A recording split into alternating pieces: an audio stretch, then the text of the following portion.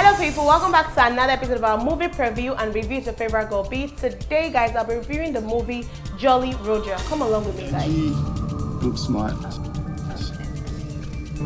but he said you'd definitely be my type. Straight to the point, okay. Roja, identify yourself. Huh? Identify myself for what? Yeah. This one a proper Yahoo boy. Summary of the movie. One fateful night, an encounter at a police checkpoint manned by two drunk officers sets off a chain of events that turn Brume and Najite's blissful lives upside down and leads Brume on a journey of revenge. Let me start by saying this synopsis is deceptive. There was nothing blissful about Brume and Najite's life. Things were already upside down before their unfortunate encounter with the police. So what did I like about this movie? When you hear Jolly Roja starring Frank Donga, what comes to mind? A comedy, right? I really appreciated the fact that this movie was not a comedy. I liked the style of storytelling. It was different. I liked the lighting of this movie. I liked some of the themes addressed. Just like the movie Collision Course, Jolly Roja sets light on the issues of police brutality and corruption in Nigeria today. It also addressed the issue of infertility and how the society puts the burden of childbearing on just the woman. This movie started well. It was intriguing from the get-go. The suspense was on point. I was excited for this one because it looked like it would take a very dark turn. In fact, I paused the movie at some point because I wanted to mentally prepare myself for the wickedness that was coming. Dramatic much, right? Anyway, nothing was coming, nothing came. Acting and casting worked. Special accolades to Etime Fiong. He was really impressive. My fave convincingly played the role of an unhinged man and I was shook. Toyin Oshinaike, who played the role of Officer Pius, really did well too. This might be an unpopular opinion, but I did not think Tony Tones was the best person to play Najite. Tony Tones is a talented actor, but I felt like she did not become one of these characters. It seemed like the inner Tony Tones, the king of boys Tony Tones, was shaking her head at this weak woman called Najite. She could not bring herself to be as soft and as vulnerable as this role needed.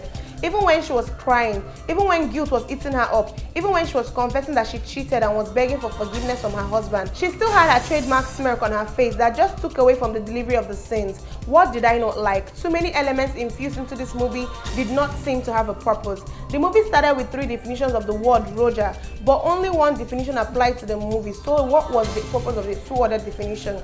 Let's talk about the story of the madman as narrated by Najite. I was waiting to see the connection to the rest of the movie, but there wasn't any connection, so what was the purpose? Why did Brume faint? He was in on the plan, so he only took a sip of alcohol, unlike the other guys who drank the entire thing. Why did he have to faint too? What purpose did it serve? The video of the police officers rolling with dollars, what was the purpose? Was it a coincidence that Officer Pius happened to have a video like that on his phone? Where exactly was the money? What was the connection between Brume and the police chief? Were they friends? Why did they have a picture together? Why did Brume have that number saved on his phone? Was it just a coincidence? What was the point? Dr. Dami wore a gas mask at the beginning of this movie. Why? There was nothing in the air, no chemical gases or particles. So what was the purpose of the mask? If he was just trying to protect his identity, a normal mask would have worked perfectly. Why was it necessary to have nylons on all the walls from top to bottom? Why was there so much saliva? It was so much, it had to be intentional. Even the scene where Brume and Adite were on the bed after having sex, there was so much moisture around Brume's mouth and I was really irritated. There were so many unanswered questions. What was the plan? What was the point of the movie? The biggest issue I had with this movie was that to a very large extent, Jolly Roja is very implausible. I hope you understand this point, but let me explain. At the beginning of this movie, we had Brume say, a good friend once told me the human brain can stay functioning for 10 to 15 minutes after you die.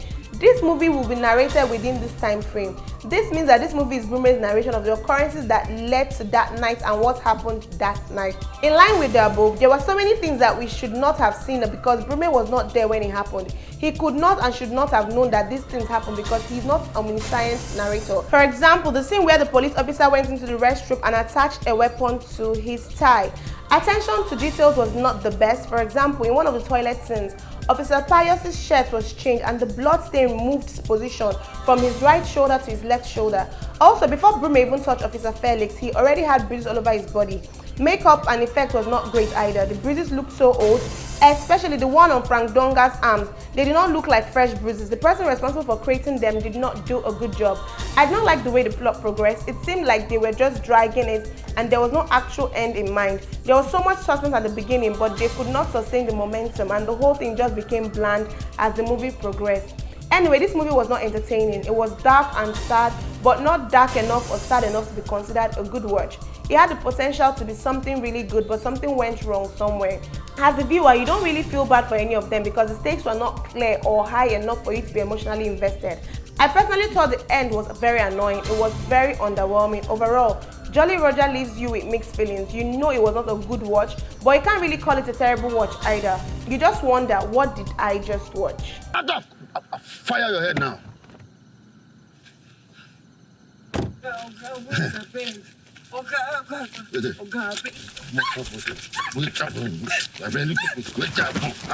You won't wound me? Huh? Adi, you want?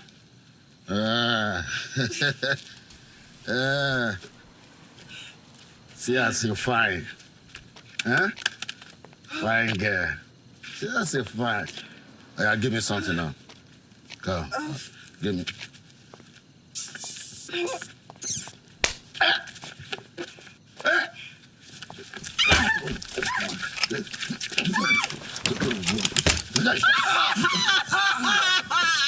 Stand up there.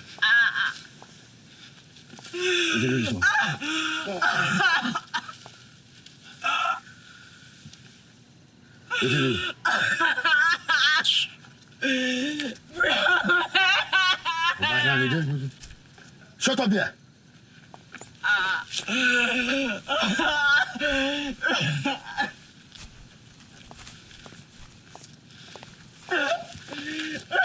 Look, is there anything there? Just slap me. Just slap me. Go.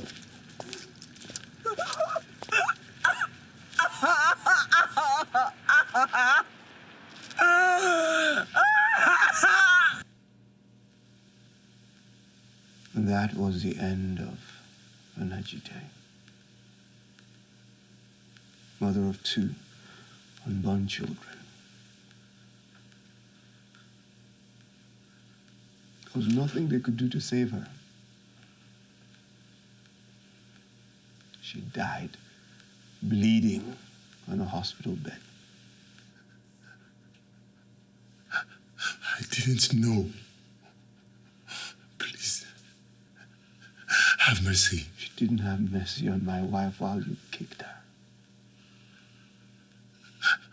Why should I have mercy on you?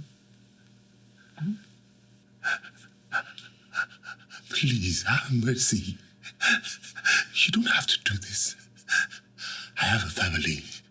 I have children.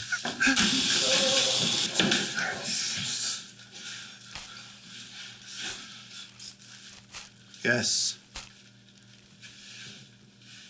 You have a family. 2 of your children attend a Saradin primary school close to your house. Your son is shit at his schoolwork because he's a truant. Except on Fridays when his teacher gives him sweets. And your daughter... What's this? No! What's this? What? When you killed my wife, you gave me no choice. But I'll be merciful to you. And give you one. Yes. Either you die, and your wife and children live,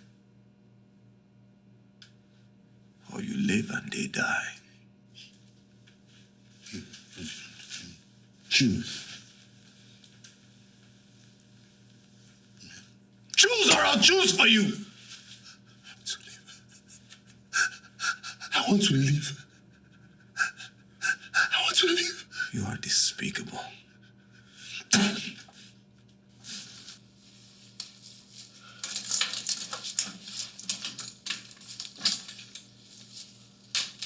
Get out. Go!